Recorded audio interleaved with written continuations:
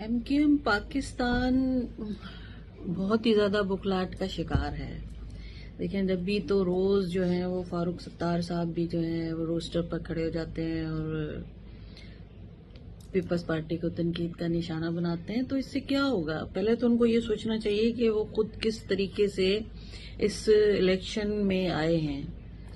वो तो फॉर्म 47 है, सुबह रात उनको पता नहीं था कि हम सुबह MPA या MNAs बन जाएंगे, और सुबह उठे तो वो MPAs और MNAs बने हुए थे।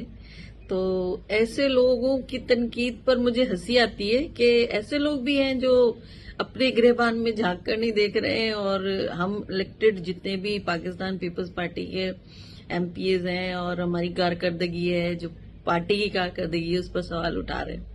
ये बहुत ही ज्यादा जो है मतलब एक अफसोसनाक बात है कि ये लोग भी अब हमें बोलेंगे कि हम कारकर्दगी नहीं दिखा रहे। भाई, आपके वक्त में क्या कारकर्दगी थी?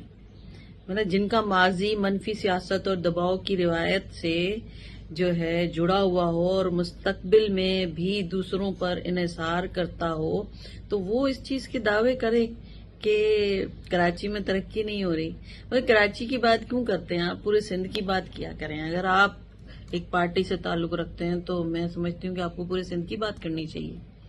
और कराची में तो मेयर साहब ने मेरे ख्याल से दोबारा से रोशनियों का शहर बना दिया है और बहुत ज्यादा तरक्याती काम हुए हैं। बहुत सारी चीजें जो हैं वो पहले से बहुत ज्यादा अच्छी हो गई हैं। सबसे बड़ी बात है कि अमन ओमान आ गया है कराची में। लोग अब रात को बेखौफ होकर निकल सकते हैं, अपने कामकाज कर सकते हैं, बेखौफ होकर औरतें चल सकती हैं।